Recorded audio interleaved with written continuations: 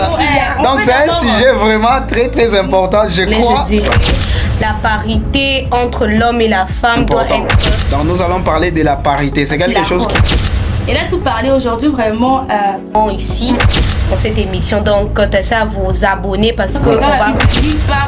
C'est écrit que oh non, l'homme doit dominer la femme à un point là, donc non. Il est d'accord, même la Bible accepte. Mais moi, je ne suis pas d'accord. Donner le cycle de vie à la femme. Voilà. Donc, pour dire que la femme est venue comme une aide. Voilà. Moi, je peux dire, l'homme et la femme, il n'y a pas l'égalité. Il n'y a pas l'égalité en fait. Voilà. Donc, moi aussi, je dirais qu'on doit être vraiment au même point. Voilà, chers téléspectateurs, j'ai deux dames à mes côtés aujourd'hui qui sont très en colère par rapport à l'émission qui s'était passée l'autre fois ici avec la dame qui est à ma droite. Sinon, aujourd'hui nous allons aborder un sujet vraiment très important. Donc nous allons parler de la parité. C'est quelque chose qui divise des relations entre un homme et une femme. Maintenant, aujourd'hui, nous allons parler sur ça et nous allons essayer de comprendre quelque chose. Nous allons essayer de comprendre d'abord c'est quoi la parité. Je vais laisser quelques minutes à mes deux patronnes qui sont là de se présenter. Je commence par la dame ici. Est-ce que vous pouvez vous présenter pendant quelques minutes seulement? Ok. Bonjour à tous, bonsoir pour ceux qui vont nous regarder le soir ou le matin.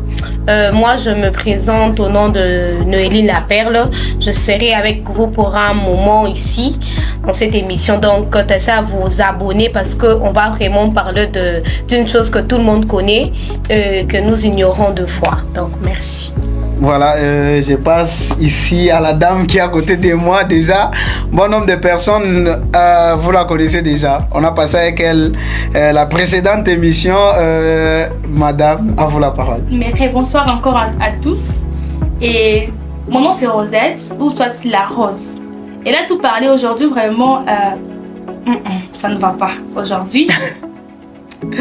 En tout cas, chers téléspectateurs, sans plus tarder, nous allons déjà aborder notre sujet. Nous allons commencer par la dame en blanc. Sinon, c'est quoi la parité selon vous? Selon moi, pour ne pas dire selon nous, selon ma façon de voir les choses, façon de parler, je dirais la parité entre l'homme et la femme doit être valorisée. Parce que l'homme et la femme doivent être dans un même pied d'égalité. Parce que l'homme et la femme peuvent toutefois apporter ce que l'homme peut apporter. Même pas sur 100% de la chose, mais quand même dans le 50%, la femme est là. Parce que nous voyons dans des foyers où la femme ne travaille pas, il n'y a que l'homme. Il y a cette déstabilisation-là. Quand l'homme manque, nous tous nous manquons dans la maison. Donc c'est pourquoi je dirais qu'il faut vraiment tenir compte de ça. De cette parité-là, il ne faut pas jamais dire que la femme, la place de la femme, parce que j'ai souvent tendance à écouter ça, et même sur des vidéos, la place de la femme c'est la cuisine. Je dirais non, faux et archi faux, parce que toute femme n'est pas seulement bonne à la cuisine.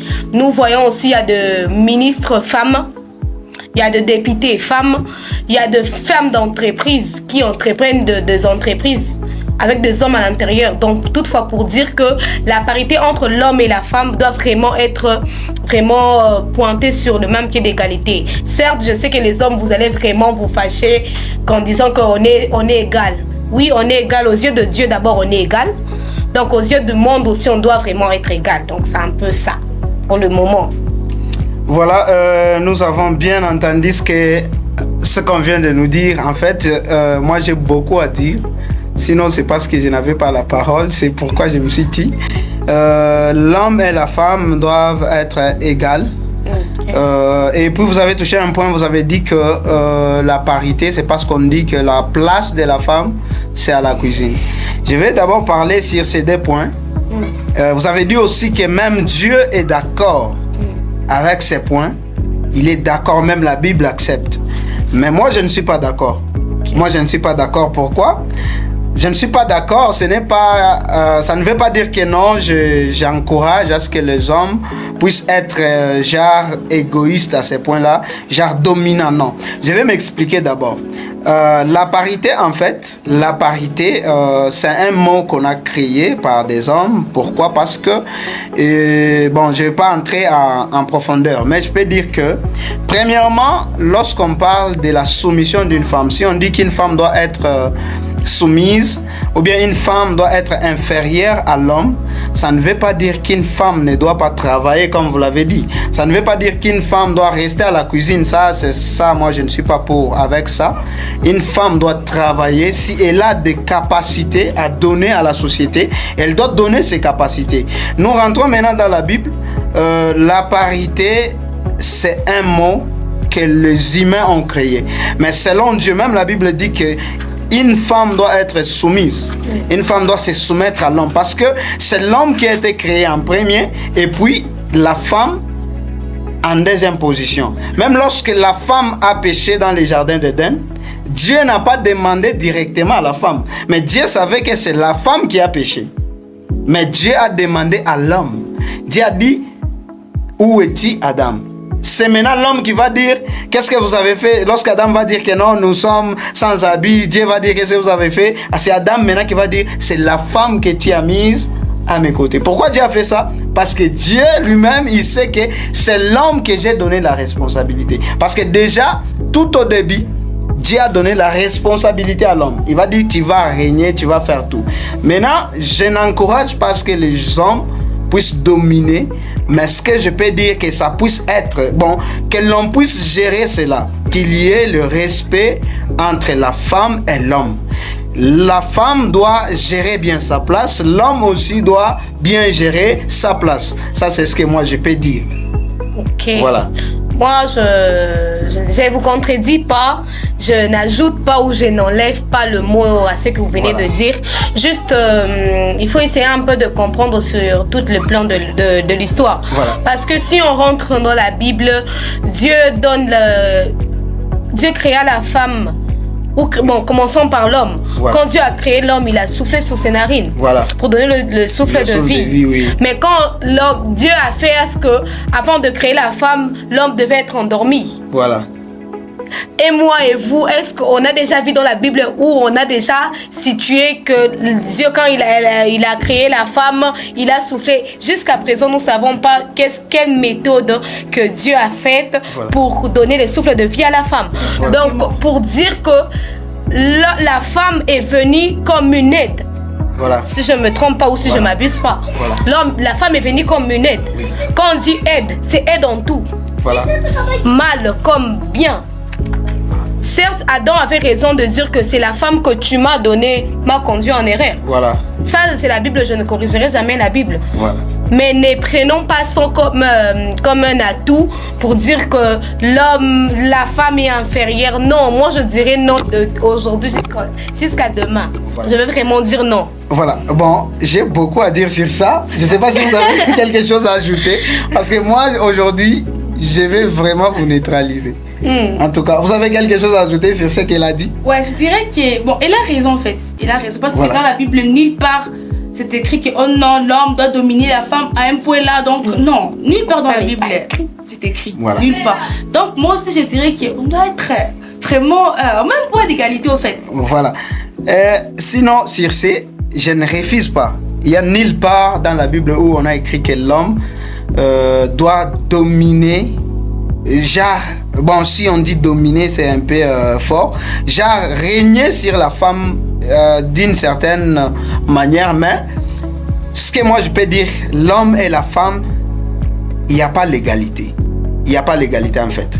Mais il y a, je peux dire comment. Parce que la Bible même dit, Dieu dit, je vais te créer une aide.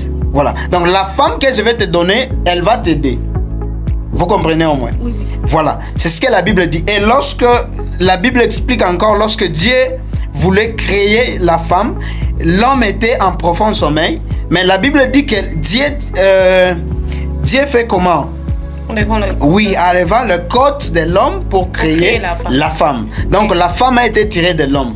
Et puis si je dis que la femme a été tirée de l'homme, je n'encourage pas ces hommes qui disent que non, parce que la femme a été tirée de l'homme, il faut que je domine sur la femme.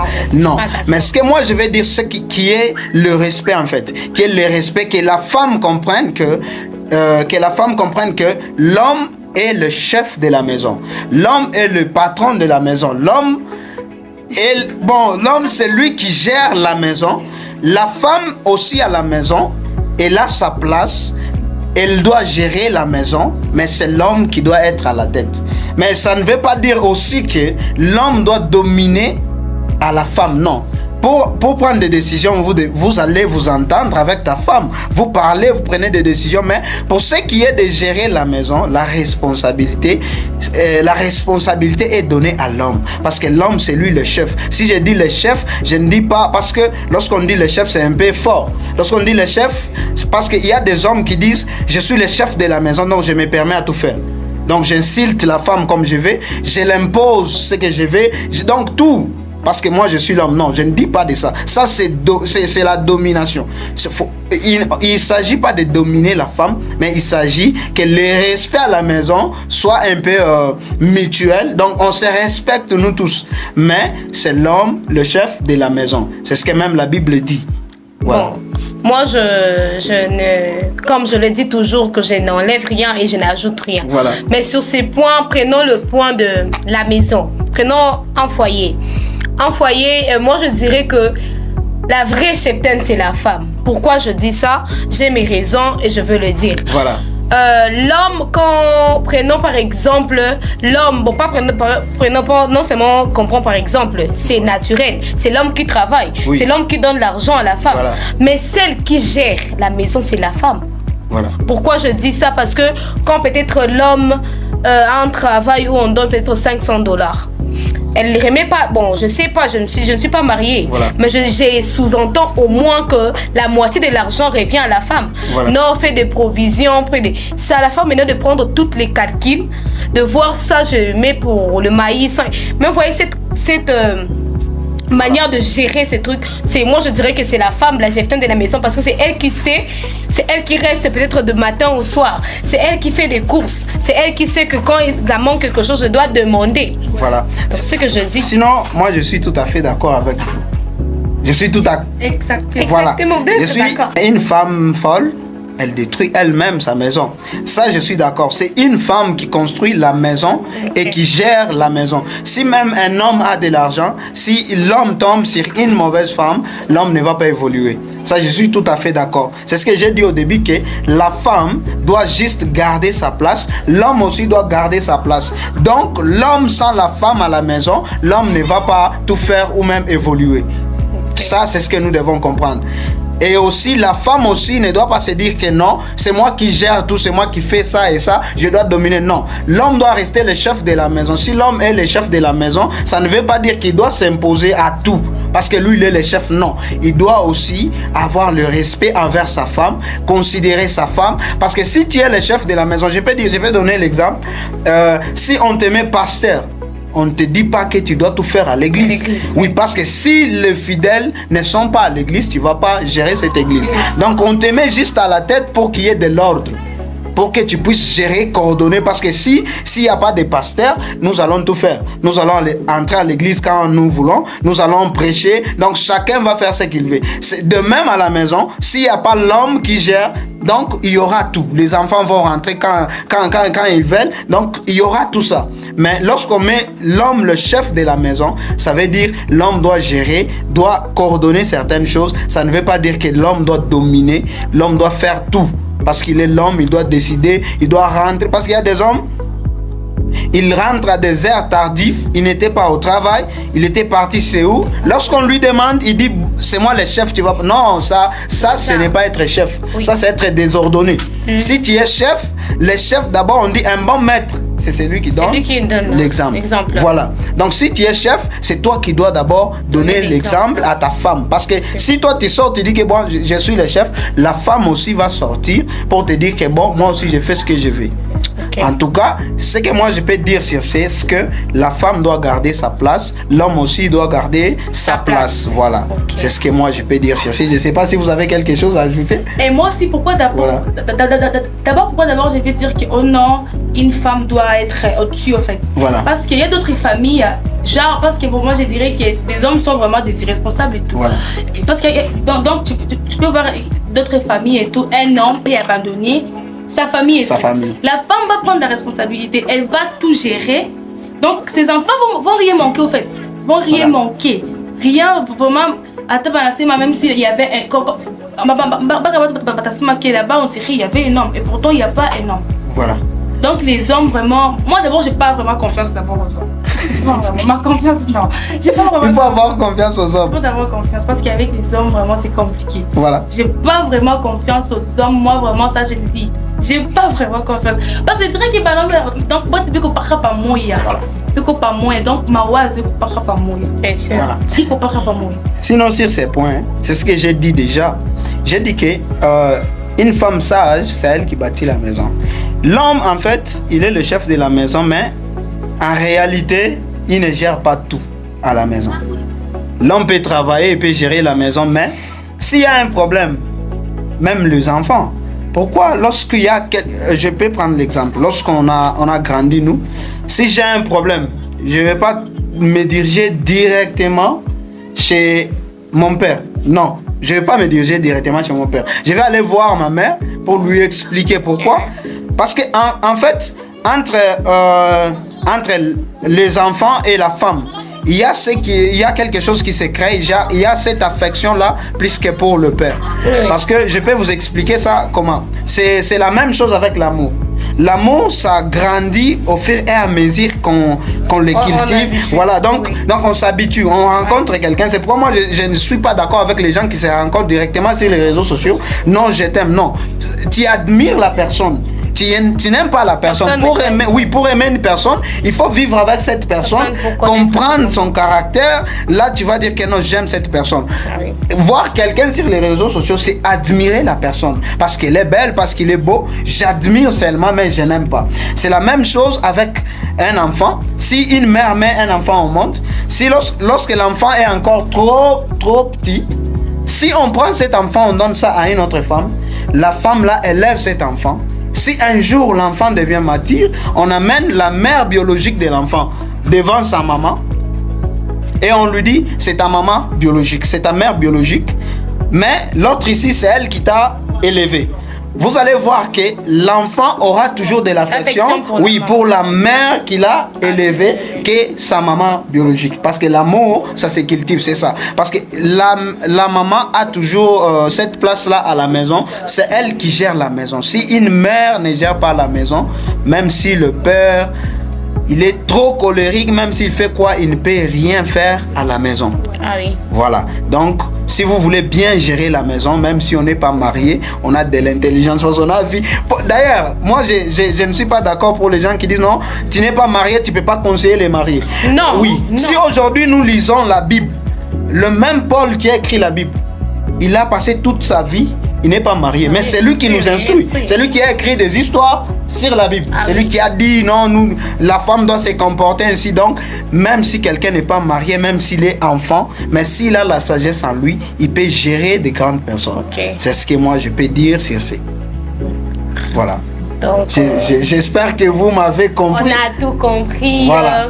Donc c'est pourquoi on va, comme on est, je pense qu'on est déjà à la fin. On est déjà à la fin de l'émission. Donc un dernier mot, si je peux dire. D'abord, je dirais respect aux parents, voilà. À nos mamans, à nos papas, parce que je sais que l'émission sera vue de partout. Voilà. Il y aura de papas, d'abord, je vais enlever les chapeaux pour du respect. Il y aura de papas, de mamans qui vont nous regarder. Certes, vous allez vous dire que non, des enfants parlent sur les mariages et tout. Nous ne parlons pas seulement sur le mariage, mais nous parlons sur la réalité des choses. Voilà. Parce que nous voyons dans des familles nous voyons dans des communautés, chez les amis, comment d'autres familles s'évoluent.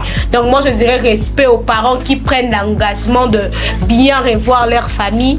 Papa comme maman, je ne suis pas contre le papa parce que j'ai un père aussi. Voilà. Donc je ne suis pas contre les hommes, les jeunes garçons. De ne pas rentrer à la maison, on risque de fermer la porte.